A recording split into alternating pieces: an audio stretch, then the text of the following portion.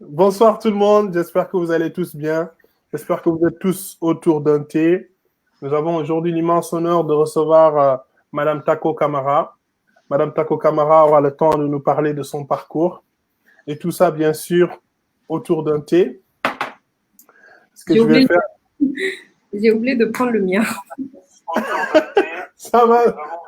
Est-ce que vous avez l'opportunité d'aller le prendre tout de suite ou c'est compromis?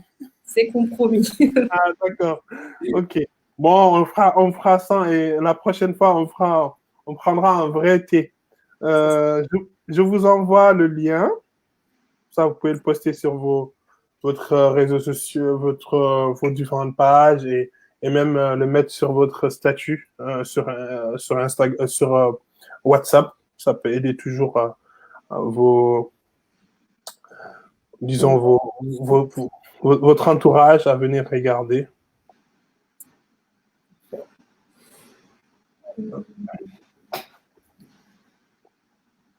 Est-ce que vous nous entendez bien, les téléspectateurs, ceux qui sont là?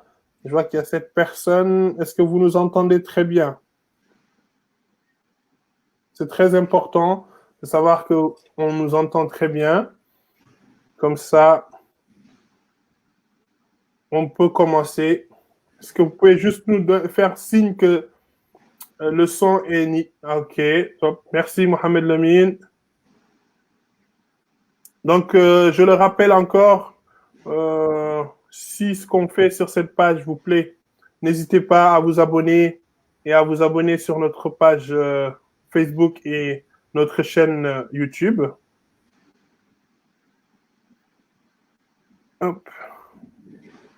C'est bon, Tako, de votre côté, vous avez mis dans vos différents. Oui. D'accord. Ok, je mets ça. Alors, bonsoir, Madame Camara. Bonsoir à tous. Comment allez-vous? Je vais bien, merci. Et vous? Merci pour l'invitation, en tout cas. C'est un réel plaisir pour moi.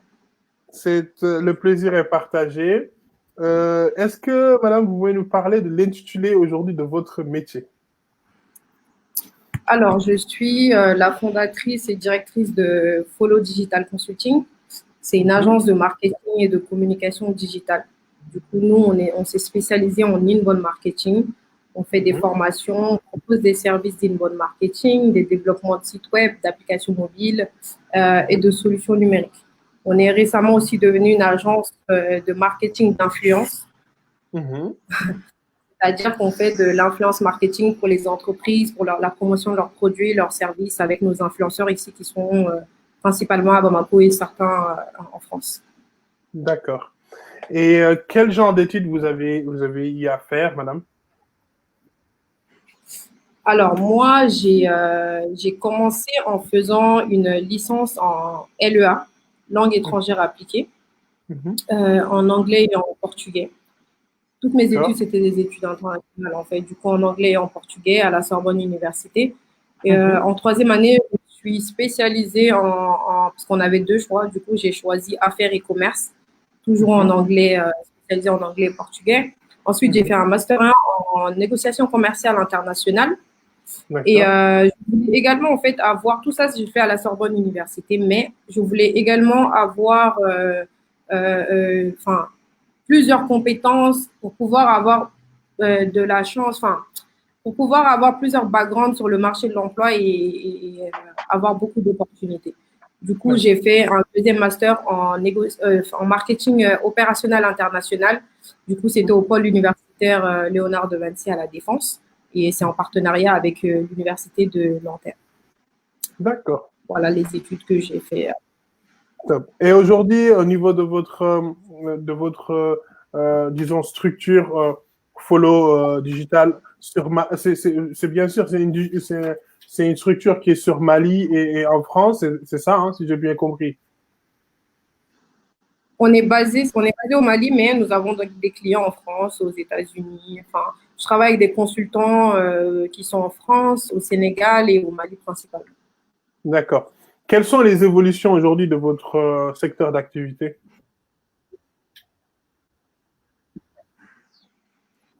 En tout cas, dans mon cas, moi, je pense que j'ai déjà une évolution étant donné que je dirige mon entreprise. Pour moi, du coup, c'est une évolution. Mais moi, quand j'ai commencé, en tout cas, j'ai commencé en tant que recruteur donateur UNICEF France. Ensuite, j'ai été gestionnaire de campagne marketing digital à Malte. Et puis, quand je suis revenue, j'ai également été consultante en recrutement spécialisée dans le secteur de l'ingénierie. Mais après, c'est un peu varié, même si en étant consultante en recrutement, je faisais aussi du marketing pour l'entreprise, mais ce n'était pas les études que j'avais fait de base. Et c'est pour dire que c'est des expériences qui permettent de pouvoir, qui peuvent te servir par la suite. Et moi, je pense que peu importe le parcours, vraiment, on apprend sur la durée et en étant réellement sur le terrain. Et moi, je pense qu'on continue toujours d'apprendre, surtout dans le domaine du marketing digital, qui est un domaine qui est en constante évolution. Et tu dois toujours être à l'affût, en fait, des nouvelles tendances, des nouvelles techniques. En réalité, du coup, c'est une formation continue que tu fais. Et c'est ce que j'aime vraiment dans ce métier parce que tu n'as pas le temps de t'ennuyer ou de te reposer sur tes acquis, en fait. Parfait, parfait. Là, on va essayer de connaître un petit peu qui est Madame Camara. Qu'est-ce qui vous motive, qu'est-ce qui vous fait lever le matin?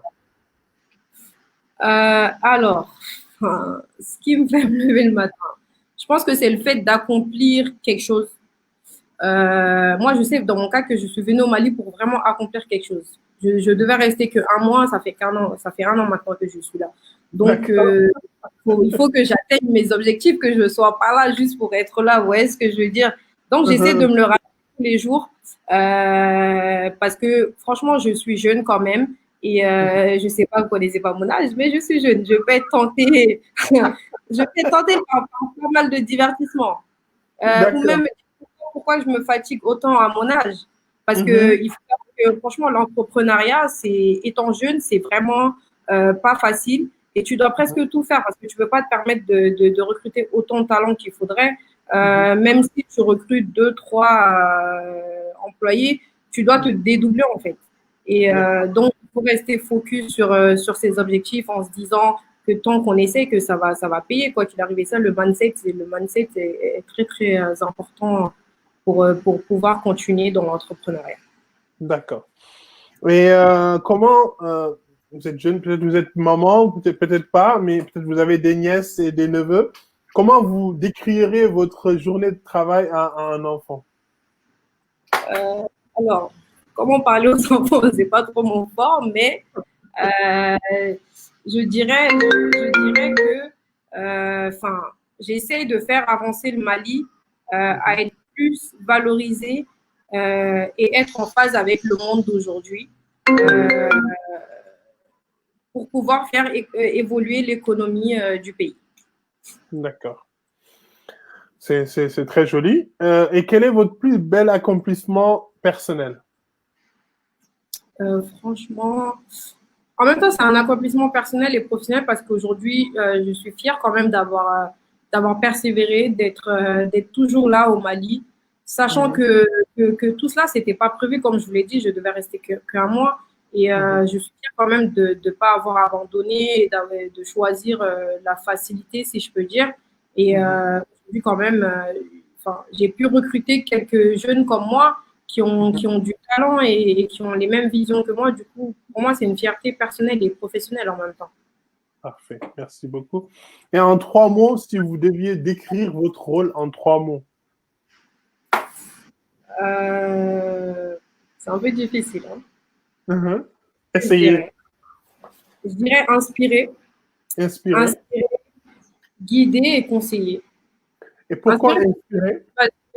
Pardon, excusez-moi de vous couper, parce que inspirer quand même, je pense que j'inspire les personnes autour de moi à sortir de leur zone de confort tous les jours. J'inspire des amis avec qui j'étais à l'université, au lycée, qui sont en France et qui ne savaient pas, justement, moi-même, je ne savais pas que j'allais rester au Mali, vous voyez, donc parce que ce n'était pas prévu. Donc, je les inspire tous les jours quand même parce qu'ils suivent mon actualité, donc je les inspire dans ce sens car ils ont tout pour réussir parce qu'on a grandi ensemble, on a fait à peu près les mêmes études, même si certains les chemins sont séparés, mais si on se donne les moyens, on peut réussir. Et moi, je suis quand même un exemple. Je ne dis pas que j'ai réussi parce que j'ai beaucoup de choses à atteindre, mais j'essaye. Parfait, parfait. Je vois. C'est qu'en fait, au moins, dire aux gens que, voilà, on était au même niveau, on a le même bagage. Mais regardez, j'ai essayé avec ce même bagage-là de faire quelque chose. C'est ça, c'est ça. Parfait. Et si vous pouvez échanger votre poste de travail avec quelqu'un, qui serait cette personne? Franchement, je ne pense pas que beaucoup accepteraient d'être à ma place. Oui. Parce que c'est un travail où tu n'as pas d'heures de travail, en fait. Il faut être engagé à 100%. Des fois, moi, je peux travailler jusqu'à l'aube parce que je suis plus productive la nuit, en fait. Des fois, je n'ai pas de week-end. Aujourd'hui, je n'ai pas de week-end. Donc, en même temps, tu es ton propre patron aussi. Donc, ça, c'est positif, mais il y a du positif comme il y a du négatif. Donc, il faut être prêt à accepter et à assumer tout ce que ça demande, en tout cas. D'accord. Et est-ce que vous avez eu dans ce parcours professionnel et académique, est-ce que vous avez eu un mentor? Oui, franchement, quand j'ai commencé, il y a eu Lassina Bamba, Baba Dem, Elijah Debla qui m'ont accompagné depuis le début. Et ils étaient là depuis le début, dès la partie brainstorming, ils étaient là, donc je les remercie beaucoup. Et quand je suis arrivée également au Mali, j'ai rencontré Amadou Diawara, que j'ai découvert par la suite que c'était le frère, le cousin de ma belle-sœur. Donc, vous voyez, grâce à des liens qui se sont créés, que par la suite j'ai découvert. Et franchement, c'est un mentor pour moi parce il est toujours là, il est toujours là à me soutenir dans peu importe les initiatives que je prends. Il est toujours là à m'accompagner, à me soutenir, à me donner des conseils concernant le fonctionnement du pays. Ma mère également, c'est un soutien pour moi. Et parce que son parcours est assez courageux et elle a repris ses études même après avoir eu des enfants. Elle a fait son master. Enfin, je me dois de réussir et de la rendre fière, quoi. Donc, pour moi, c'est... Après, comme j'ai toute personne que tu rencontres dans le travail ou dans l'écosystème entrepreneurial, chaque personne peut t'inspirer, peut apporter quelque chose d'une certaine manière. Donc, c'est important le networking, le réseautage, tout ça. Exactement, exactement. Et si vous deviez changer une chose à propos de votre travail? Qu'est-ce que je changerais? Je pense que ça serait d'avoir plus une vie sociale, pardon, de mettre moins la pression, parce que moi, je prends trop mon travail à cœur. Et les gens n'ont pas le même degré d'exigence avec qui je travaille. Peut-être qu'ils n'ont pas le même degré d'exigence que moi. Et parfois, je leur mets trop la pression. Et moi-même, si je continue comme ça, je vais faire un burn-out, en fait, parce que je ne dors pas la nuit. Quand je suis sur un nouveau projet, enfin d'habitude je le faisais habituellement, mais plus maintenant quand je suis sur un nouveau projet, je me réveille pendant la nuit, j'écris des notes, mon téléphone est rempli de notes, j'étais en train de vous le dire tout à l'heure. C'est pas facile, quoi. Donc, bienvenue au club des jeunes entrepreneurs, c'est ça? Exactement. Merci beaucoup pour ce partage. Et qu'est-ce que vous préférez dans votre travail? Ce que j'aime dans mon travail, c'est vraiment le fait Enfin, déjà, c'est parce que c'est quelque chose que j'aime, ce que j'ai choisi de faire. C'est un choix personnel et on ne me l'a pas imposé. Donc c'est une première chose, mais aussi le fait de pouvoir travailler où je veux, parce que j'ai pas forcément besoin d'être dans un bureau pour faire mon travail et je peux toucher, rencontrer des personnes de partout.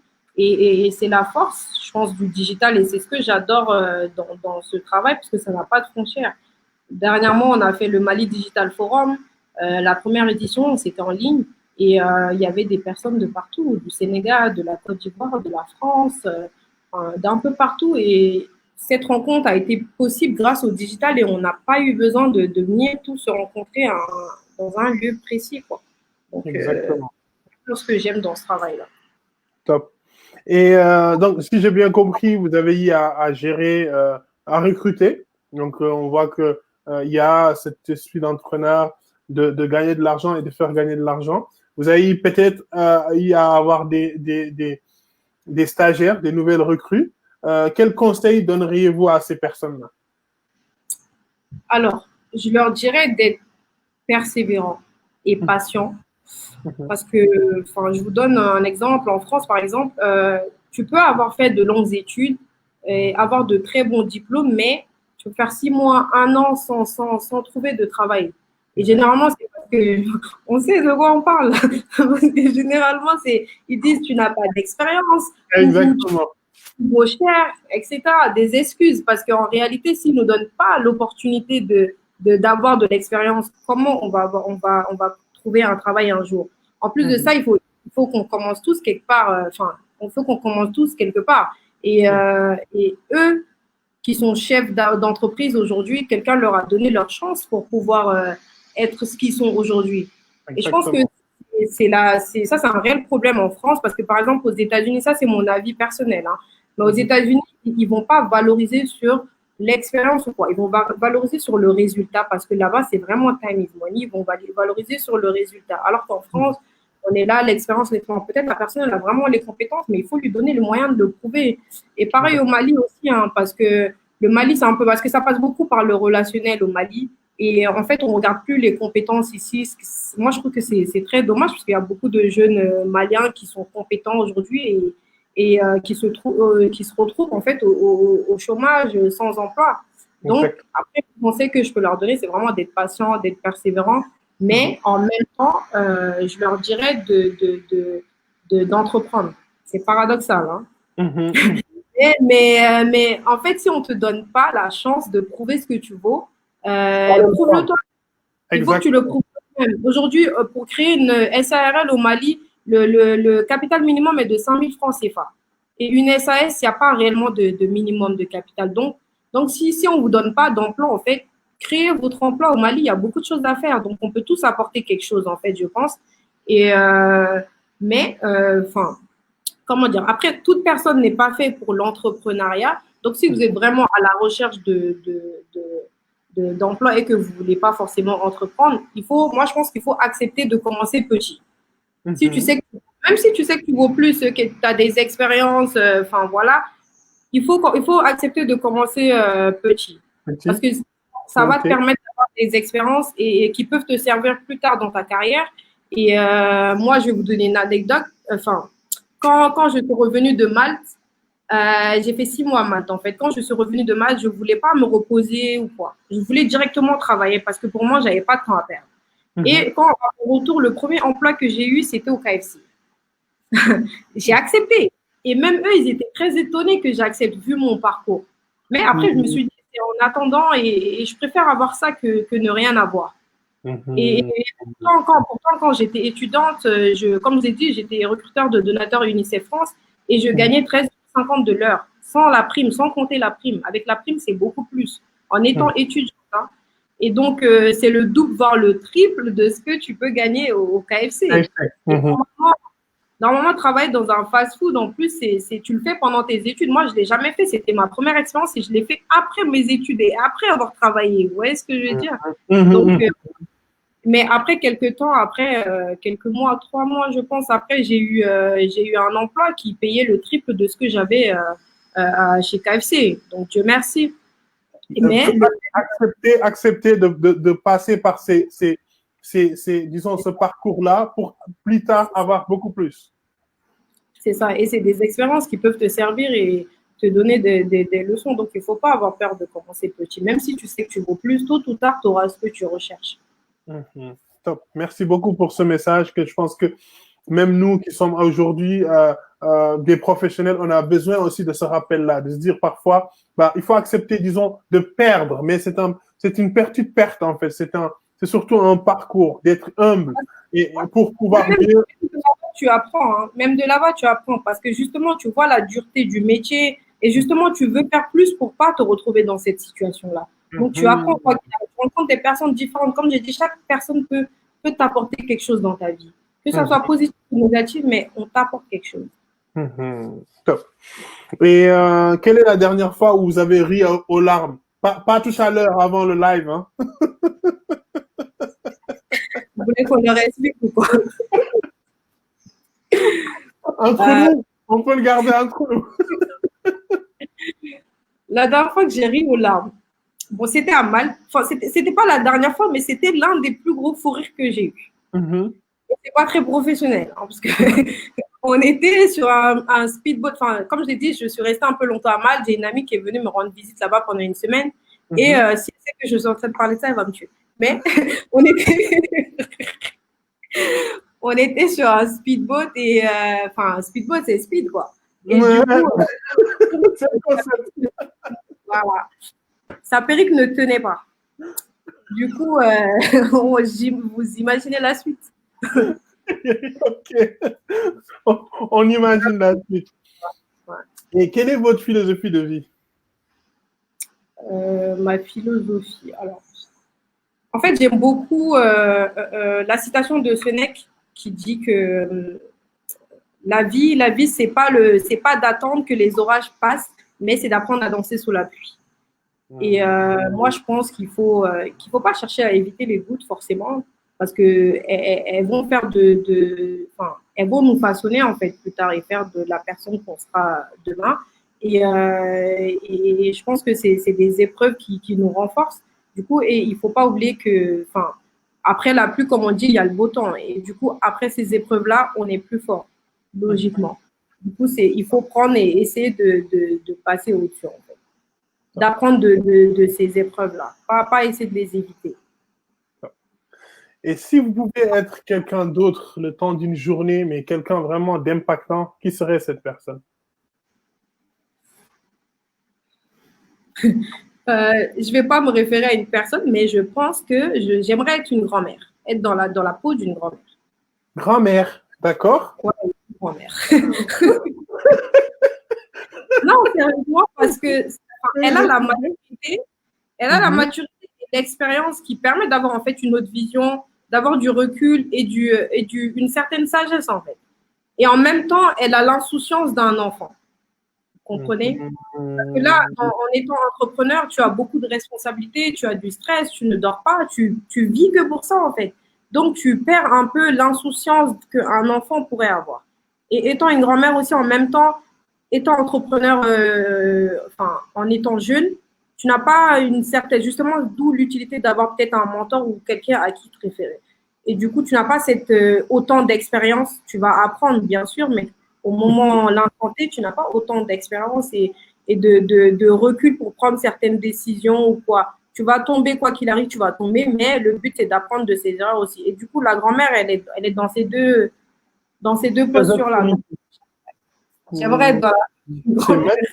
C'est vraiment, c'est très, très profond. C'est magnifique. C'est l'image que j'aurais jamais pensé à ça, sincèrement. Et merci pour ce partage. Et quel a été l'impact du Covid sur votre travail? Bon, moi, l'entreprise est créée, ça fait 1 an. L'impact du Covid, c'est pas, il y a eu, mais il y a eu dans les rendez-vous, je dirais. Parce que tu ne pouvais pas faire autant de rendez-vous que ça. Mais après, nous, on a essayé de trouver des choses. On faisait des webinars pour pouvoir donner des formations gratuites. Donc, on touchait d'autres personnes. C'est pas gratuit dans le sens où on perd totalement parce que le fait de faire ces webinars-là, tu vas récolter les adresses email des personnes. Donc, il faut faire du mail marketing avec ça. C'est des prospects qui font servir de clients. C'est une stratégie. C'est très bien. Top. Ouais, c'est vrai que ça dépend des métiers en fait. Le Covid a impacté, ça nous a tous touchés, mais à des degrés différents. Et puis ça aussi, c'est des genres d'épreuves aussi qui nous permettent d'aller aussi au bout de notre logique, de nous permettre de nous renouveler en fait, de ne pas rester sur nos acquis. Moi, dans mon cas, en tout cas, je suis pas venue à la bonne période, franchement, parce que moi, je suis venue, il y a eu le Covid, il y a la crise sécuritaire et sanitaire.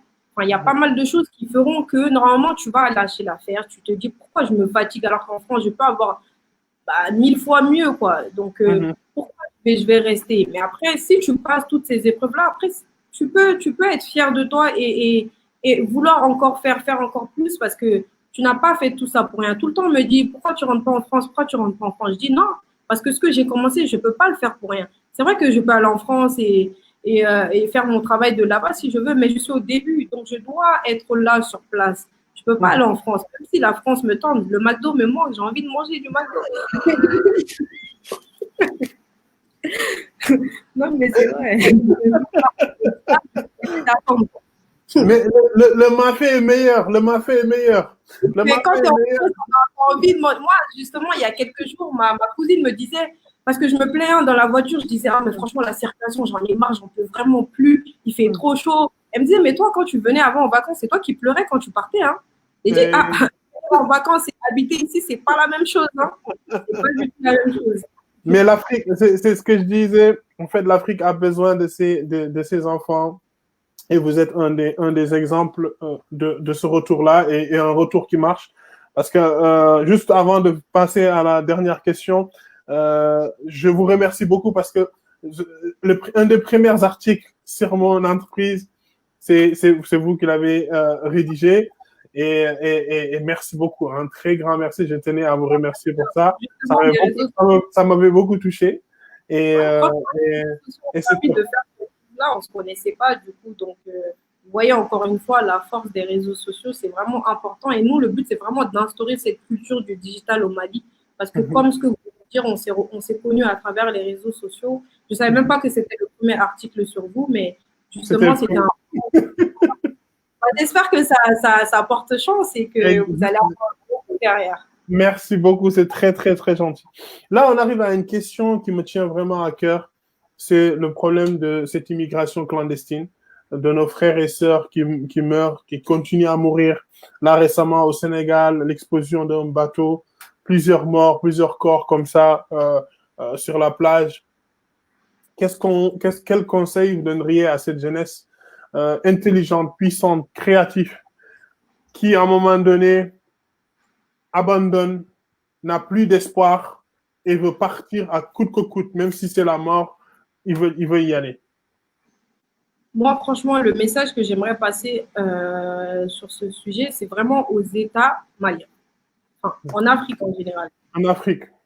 La raison pour laquelle les jeunes partent, même si on ne la défend pas, hein, mais la raison pour laquelle les gens partent, parce qu'ils vont chercher quelque chose qu'ils n'ont pas ici.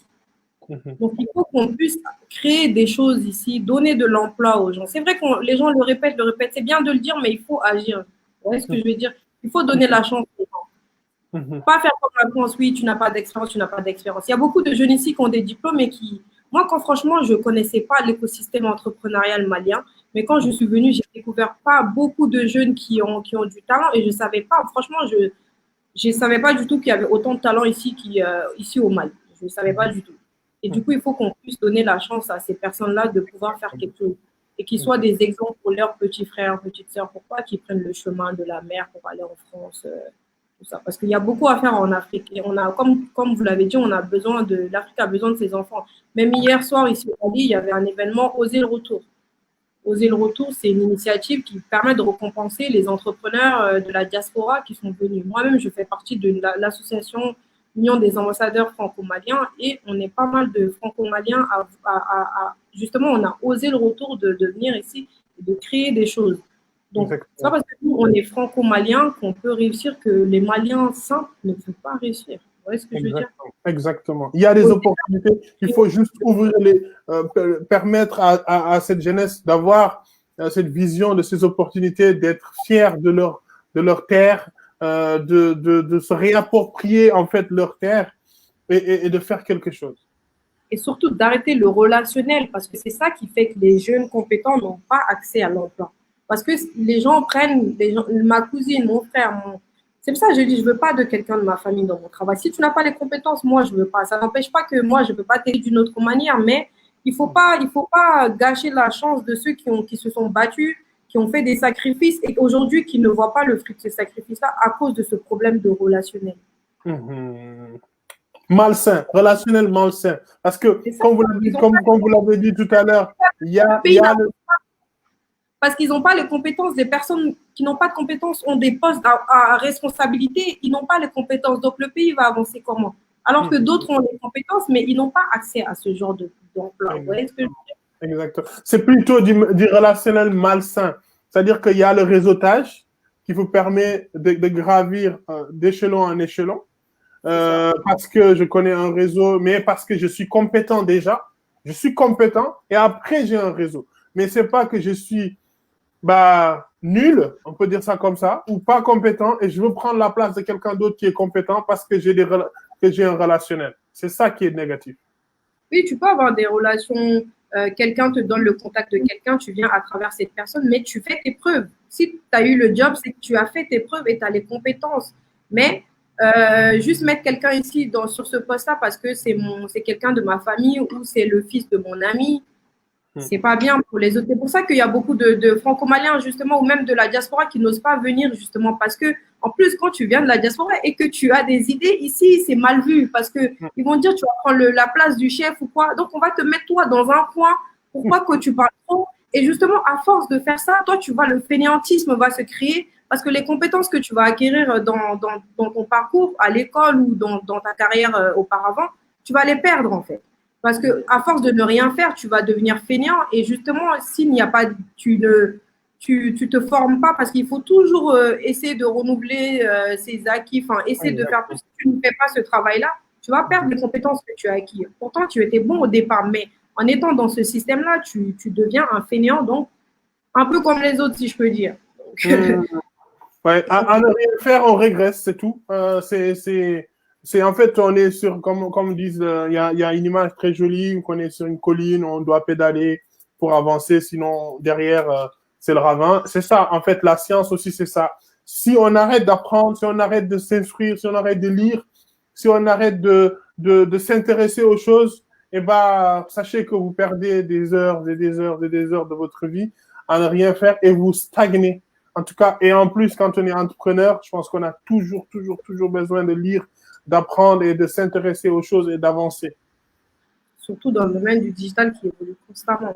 C'est ça qui est bien dedans parce que tu es toujours dans un dépassement de toi-même. Tu dois te mettre à jour, sinon tu es à la ramasse parce que ça va tellement vite. Exactement. J'inviterai aux personnes qui sont là, qui nous suivent, merci à eux de poser leurs questions. Là, on arrive sur le moment où c'est votre quartier libre. Vous avez entre 20 et 25 minutes. Vous l'utilisez comme vous voulez. Vous avez un message à passer, que ce soit pour la jeunesse africaine, que ce soit pour l'entrepreneuriat, une astuce, tout ce que vous voulez, c'est votre moment. Ce que j'aimerais dire, en tout cas, le message que j'aimerais faire passer, c'est parce qu'ici au Mali, en fait, on est dans une société où on est dans la comparaison, dans le complexe. C'est pour ça, justement, je fais du marketing d'influence. Parce que c'est le pays où ça peut marcher le plus. Enfin, l'un des pays, en tout cas, où ça peut marcher le plus. Parce que, justement, les gens sont dans cette comparaison, dans cette compétition, en fait. Je dirais pas mal, mais en tout cas, ils sont toujours en train de se comparer parce que les gens sont un peu complexés. Après, peut-être dans le mauvais sens, mais ils se réfèrent toujours à quelqu'un. Donc, le marketing d'influence va permettre aux entreprises de rentabiliser derrière parce que si tu fais une publicité à la télé, par exemple, ce qui est de l'outbound marketing qui n'a plus d'efficacité vraiment, tu ne vas pas atteindre ton audience parce que tu vas mettre des millions dedans pour comment dire, pour une publicité de peut-être 3 secondes, 1 minute. Et tout le monde ne regarde pas la télé déjà de 1 en 2020-2021 bientôt. Tout le monde ne regarde pas la télé. Moi, par exemple, je regarde. Du coup, la personne que tu vas toucher comme une cible parce que tout le monde ne va pas voir l'émission. Enfin, la pub qui va passer, elle ne va pas passer tout le temps parce que ça coûte une blinde déjà. Donc, voilà. Alors que les réseaux, l'influence marketing, ça va te coûter moins cher. Déjà, tu vas prendre l'influenceur qui correspond à ta cible, qui a la même audience, la même cible que toi, et donc va pouvoir toucher plus facilement cette cible parce qu'en plus de ça, les gens se reconnaissent déjà en lui en le suivant tous les jours son quotidien. Donc, ils ont plus confiance à une personne en qui ils se sentent déjà proches grâce aux réseaux sociaux qu'à une publicité à la télé. Du coup, ça a plus d'efficacité de faire de la publicité à travers les influenceurs que de faire une publicité à la télé. Et ça, c'est ce qu'on essaie de faire ici au Mali. Et le message justement que j'aimerais faire passer, c'est de pas faire les choses pour la société ou le regard des autres, ne pas s'enfermer dans des rôles ou des personnages qui sont peut-être en fait plus convenables pour la société ou rentrent plus dans dans leurs critères de réussite, mais qui n'est pas finalement vous, du coup. Donc, moi, pour moi, l'essentiel, en tout cas, c'est de faire toujours ce qu'on aime, nous en premier, sans pour autant oublier qui on est, d'où on vient, nos principes, nos valeurs, etc. Mais même si les autres ne sont pas d'accord et que ça ne leur convient pas tant que ça, et tant que nous-mêmes, on est d'accord en accord avec nous-mêmes, je pense que c'est essentiel. Vu qu'il y a Tiffany qui m'a envoyé un message. Ouais. Bonsoir, Tiffany. Du coup, c'est le message que je préfère passer en tout cas. En tout cas, être soi-même, y aller, ne pas faire quelque chose qui nous plaît. Je pense que c'est une des choses qui va nous permettre en fait de performer si on fait quelque chose qui nous plaît. Et puis d'y aller, entreprendre, ne pas avoir peur de revenir en arrière, de faire un petit step back pour mieux sauter. Prendre un petit emploi peut-être pour un laps de temps pour mieux rebondir sur quelque chose d'autre. C'est un des messages aussi qu'avait fait passer Nabou Fall, que je remercie beaucoup, qui était passé dans notre live. Pareil, qui nous avait dit qu'à un moment donné, elle a pris un petit travail pour mieux, plus tard, gagner encore beaucoup plus, et ce qu'elle conseillait aussi aux jeunes. En tout cas, merci beaucoup, Taco. Je vois qu'il n'y a pas de message pour le moment. Merci beaucoup, en tout cas, pour ce partage. Moi, le premier à avoir gagné, en fait, en expérience. Surtout votre image de rentrer dans la peau d'une grand-mère. Ça, je le note. Et c'est très joli. C'est très joli comme référence. Et je vous souhaite beaucoup de succès au Mali. Parce que le succès de nos confrères, de nos frères, sœurs maliens, ce sera le succès de l'Afrique. Le succès de nos frères en Mauritanie, ce sera le succès de l'Afrique. L'Afrique, il y a de l'espoir, il y a des talents, il y a des ressources. On n'a pas à aller nous suicider dans la mer ou autre. Et pour ceux qui vont me dire, oui, mais Moussa, toi, tu es en France assis, pourquoi tu viens pas, nanani, si la France, nanani, nanana. On est là parce qu'il y avait une condition qui nous ont amenés là. D'accord? Mais il faut savoir que la France, c'est ça, les gens oublient. Et c'est ce que je dis à mes cousines ici, Tiffany qui nous suit d'ailleurs.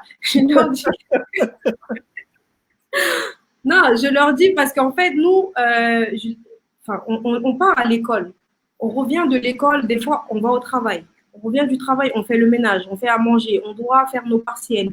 Enfin, on a beaucoup de choses à faire. C'est ce que je dis, nous-mêmes, c'est nous qui faisons tout. Alors qu'ici, quand même, certains ont la belle vie parce qu'en Afrique, c'est pas trop cher d'avoir un employé qui va faire la cuisine ou un chauffeur, etc. Du coup, eux, ils ont la chance d'avoir tout ça, mais quand même, certains veulent quand même aller en France. Ils pensent que la France, c'est facile, mais il y a beaucoup de personnes qui galèrent en France. Il ne faut pas l'oublier, la France, c'est très difficile. Eh oui. Tout le monde parce que l'image qu'on vient quand on vient en vacances, on leur montre la belle vie, etc. Mais parce qu'on vient en vacances, on est fatigué pendant toute l'année. Donc, si on ne pas un peu, on faut profiter un peu. Donc, c'est pour ça on fait croire, malgré nous, peut-être qu'on a une belle vie, mais on n'a pas cette belle vie-là tant que ça, parce que chaque fois, on retourne là-bas. Exactement. C'est cette image-là, parce que moi, sincèrement, il y a l'histoire de l'immigration clandestine qui me tient à cœur. C'est un de mes combats et on va essayer avec des bonnes volontés de mettre en place un programme, c'est-à-dire que ce sera une sorte de bourse de 5 000 € pour une personne qui va nous présenter un bon projet entrepreneurial, déjà pour qu'il puisse y vivre lui tout seul. Et si derrière il peut avec ce projet produire un emploi à une personne ou deux, ce serait un top. Donc ça, on va le lancer bientôt à début de cette année. On est en train de préparer. Ce sera en Afrique. Ce sera en Afrique. Ce sera Charité bien ordonnée commence par soi-même. Ce sera en Mauritanie, chez moi. Mais pourquoi ne pas s'allier avec notre pays pour faire quelque chose de grand? Exactement. C'est pour ça que je dis que si l'expérience prend et que c'est intéressant, qu'on voit le retour qu'on va avoir en Mauritanie, pourquoi pas l'agrandir au niveau, en fait, déjà de l'Afrique de l'Ouest, Mali, Sénégal, et voir, parce que c'est des pays aussi qui sont beaucoup touchés par l'immigration clandestine. Donc, l'idée, c'est simple. C'est qu'on va essayer de donner une bourse de 5 000 euros à 5 personnes. Chaque personne, on va lui donner 5 000 euros. On va choisir 5 personnes. Chaque personne, 5 000 euros. Et ces personnes-là vont nous présenter un projet clair, détaillé, business plan détaillé. Moi, je veux faire telle chose. J'ai besoin de tel apport d'argent. On vous donne vos 5 000 euros. On regarde, on essaie de vous suivre quelques mois, 1 an, 2 ans. On regarde comment ça évolue. S'il faut augmenter le budget, on augmentera. On essaiera de faire quelque chose comme ça pour essayer d'avoir que déjà la personne qui est bénéficiaire de cette somme ait un travail stable, durable, qu'elle puisse déjà y vivre. Donc, si elle peut derrière y faire vivre quelqu'un d'autre, ce sera un top niveau. Ce sera vraiment top niveau. Donc, ce sera vraiment l'objectif. Et on verra, avec la bonne volonté des gens qui vont y participer, si on peut élargir le nombre et au fur et à mesure permettre à ces jeunes vraiment d'avoir des objectifs. Parce que dire, ouais, n'allez pas en Europe, vous allez vous tuer, vous allez... Oui, c'est bien beau, mais derrière, il n'y a rien en face. Mais moi, je pense que dans votre programme, c'est bien de donner de l'argent, mais il faudrait aussi inclure de l'accompagnement dedans, c'est-à-dire les former. Peut-être quelques notions, mais il faut les former. Il ne faut pas les donner de l'argent, les lâcher dans la nature comme ça. Parce que certains peuvent être tentés à faire autre chose avec l'argent ou abandonner. Il faut les former parce que c'est bien structuré, ils vont pouvoir continuer sur le long terme. C'est vraiment l'accompagnement qu'il faut mettre en place. Si, l'accompagnement est prévu. C'est que vraiment, on va déjà sélectionner sur dossier. C'est-à-dire que les personnes vont nous présenter un dossier clair et net qui est vraiment... on va regarder, il y aura des experts comptables qui vont vérifier que si c'est la faisabilité de ce projet et l'écosystème dans lequel la personne évolue. Après, derrière, il y a une formation d'accompagnement, parce qu'une sorte de mentor qui va être là, qui va surveiller l'évolution de cette personne et comment elle gère cet argent. L'argent, on va pas juste lui verser 5 000 euros et au revoir. On ne surveille pas. Non, on va regarder comment ces 5 000 euros vont être utilisés, où est-ce qu'ils vont être dépensés. Et on va s'assurer aussi que les personnes qui vont recevoir cela sont aussi à l'abri ensuite de cette tentation d'avoir à dépenser cet argent, hein, parce qu'on va essayer déjà de voir, même si la cible, c'est des personnes qui sont vraiment nécessiteuses, pauvres, des jeunes qui sont en difficulté, qui ont un diplôme, ils n'ont pas d'argent, ou les parents ne peuvent pas faire telle chose. Ça, on va s'assurer de ça. Mais que l'argent qu'on va leur donner aussi ne va pas être juste l'argent qu'ils vont manger. Ils vont y manger parce qu'à un moment donné, il faut quand même vivre pour ça. Mais on veut déjà voir si cette personne va pouvoir s'en sortir. C'est-à-dire que c'est une personne en moins sur les listes des demandeurs d'emploi, c'est une personne en moins sur les listes des personnes qui vont être tentées de prendre le désert pour aller se noyer dans la Méditerranée.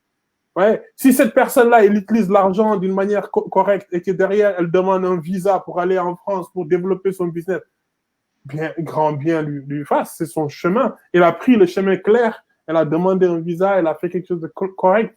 Elle n'est pas allée se suicider pour se suicider. Hein. L'idée, c'est ça, en fait. Et puis, on va essayer de, avec des personnes de bonne volonté, mettre ça en place pour début janvier, si tout va bien. Et puis, on verra comment ça va se faire. Et puis, si ça prend, on passera chez nos frères maliens et nos sœurs maliennes. Mali, nous, on a besoin. Petit à petit, on va essayer de faire quelque chose pour l'Afrique au lieu de parler. Non, parler, c'est bien. Réveiller les consciences, c'est bien. Mais à un moment donné, il faut agir. Et pour agir, on ne peut rien faire d'autre que mettre quelque chose sur la table et puis voir comment ça marche, en fait. Merci beaucoup, Taco, pour votre présence, pour ce partage. C'était très agréable de vous avoir. Et merci beaucoup. Et je vous souhaite une excellente soirée. Et puis, je vous dis à très bientôt, mercredi, autour d'un thé avec de nouveaux invités. Merci beaucoup. Bonne fin de soirée. Merci beaucoup. Au revoir. Au revoir.